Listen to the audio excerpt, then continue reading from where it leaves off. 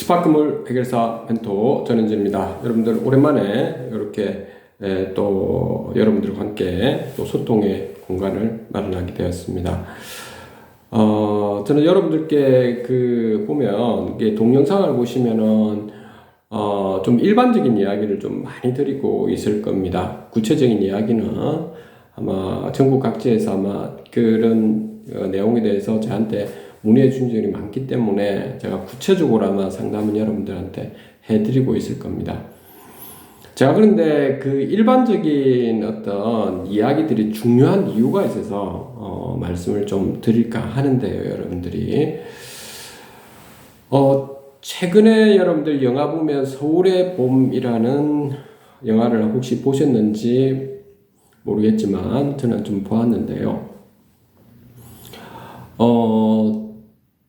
거기에 뭐 쿠데타를 일으키고 했던 그런 장면들, 그리고 그 쿠데타의 그 과정에서의 권력으로 인해서 많은 분들이 억울하게 피해를 당하는 이런 상황들이 있었는데, 저는 그 역사적 사실에 대해서 말씀드리고자 하는 게 아닙니다. 우리 집합건물과 같이 좀 연관지어서 좀 말씀을 드리려고 하는 건데요.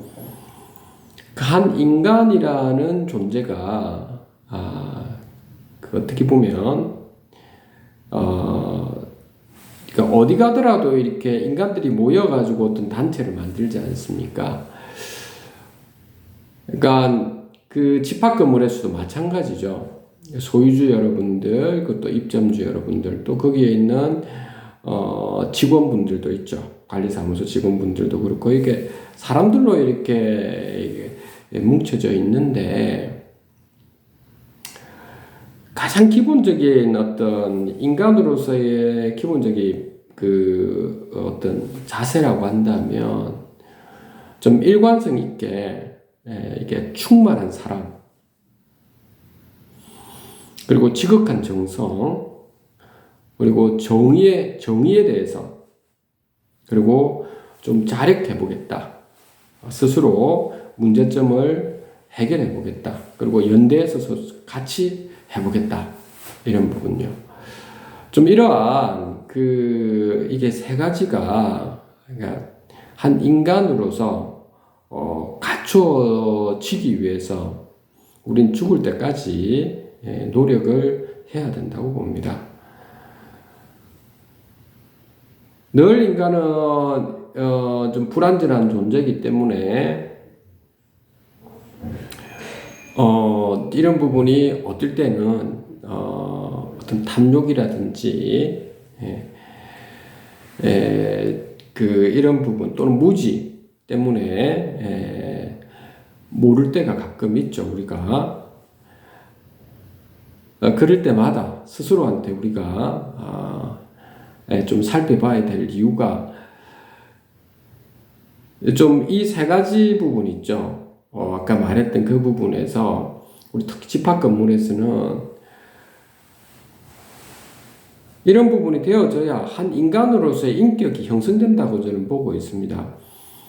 근데 많은 집합건물에 보면 이게 관리단에서의 그 관리단 조직 구성되어 있는 관리인, 관리위원회의 사람들의 인격들을 한번 유심히 살펴보십시오. 또는 그 생활은 숙박시설의 호텔에 있는 여러분 운영사들의 인격들을 한번 살펴보시라니까요. 과연 어떻는가라고 하는 겁니다. 영화에서 보면 서울의 봄이라고 하는 것도 마찬가지입니다. 거기 나오는 그 군중에서 이게 전두광이라고 나오죠. 그분의 인격이 어땠는가라고 하는 겁니다. 저는 그분이 어떤 권력을 가지고 이런 부분에 대해서는 반 인간으로서 권력을 가져서 많은 사람한테 혜택을 주고 이렇다면 모를까. 근데 그런 것보다는 자기 권력을 위해서 삼층교육대도 만들고 많은 사람들을 핍박을 하고 굴복을 하게 만들고 어쩔 수 없이 먹고 살려고 하다 보니까 거기에서 비겁하게 합류하는 사람들도 꽤 있었었죠. 그 역사가 그걸 보고 있죠. 거기 집합 건물에서 여전히 역사는 있죠. 그대로 지금 현재도 일어나고 있다는 사실입니다. 소유주분들, 그리고 입점주 여러분들, 그리고 뭐 관리업체 직원분들도 마찬가지입니다. 어떤 소속 단체에 있기 전에 우리는 좀 인격적인 부분에서 갖춰져야만이, 그래야 그 조직이 잘 갖추어지고 나중에 시간 지나면 지날수록 풍성한 열매를 맺게 되고 빛을 발하리라는 것은 우리 역사가 이야기해주고 있는 것이죠. 기업체 같은 데서는 보면 기업의 어떤 가치라고 해볼까요? 가치는 우리가 이렇게 채권자분들과 주주들로 이루어져 있죠. 그 중에서도 채권자분들이야 여러분들이 아시다시피 그냥 돈을 빌린 것이기 뿐이기 때문에 기업의 가치에 큰 영향을 안 미치지만, 주주분들이 이사회를 통해서 의사결정했던 부분은 기업의 가치에 엄청난 그 성장성을 가지고 수익성을 가질 수도 있지만 그저 반대가 될 수도 있죠. 그러면 그 이사회가 있는 그 개인이 굉장히 인격을 잘 갖춰줘야 되는 거죠. 그 주주분들에 대한 그러한 어떤 긍휼한 자세와 그 사랑, 정성, 그리고 기본적인 정의와 자력, 이런 부분이 갖춰져야 되는 거죠.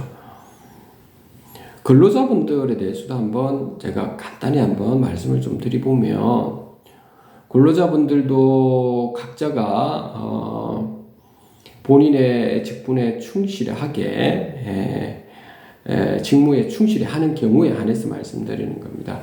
충실히 하고 있음에도 불구하고 어떻게 보면 기업체에서 단합을 하는 경우도 꽤 있을 거라고 봅니다. 이게 우리 집합근무라고 관련이 있어서 그런 거죠. 소위 말해서 관리단에서 갑질을 한다든지 이런 경우가 꽤 있다는, 소유자분들 또는 입점주분들 또 마찬가지고요. 그래서 우리가 근로자분들도 보면 합법적으로 노조를 만들게 되지 않습니까? 합법적으로 말하는 겁니다, 제가. 그걸 또 막아서도 안 됩니다, 기업체에서도. 본인들의 근로에 대한 직분을 충실히 하면서 당연히 그 본인들이 복리후생을 누려야 될 부분이 있을 겁니다. 그리고 피해를 입지 않는 부분을, 울타리를 만들어야 될 부분도 있다고 저는 생각합니다. 제가 보수지만은 그런 거는 당연히 해드려야 된다고 생각합니다. 그래서 우리가 보면 노조에서도 산업별 노조나 기업별 노조나 일반 노조가 있지 않습니까? 그 상위단체에서 가입할 때는 민주노총이나 한국노총이 있고요. 기업체에서도 마찬가지로 또 있는 것처럼, 제가 이런 말씀을 드린 이유가 여러분들이 지금 쭉 맥락을 보시면 아실 겁니다. 결국에 사람이 하는 겁니다. 어디 가더라도 사람이 하는 겁니다. 여러분들이 당장에 눈앞에 있는 탐욕에 눈멀어서 여러분들 인격까지 훼손하는 일, 이런 것은 있죠. 여러분들 개인에게도 시간이 지나면 지날수록 스스로에게 영혼을 좀먹는 것처럼 그렇게 되어서는 안 되겠죠.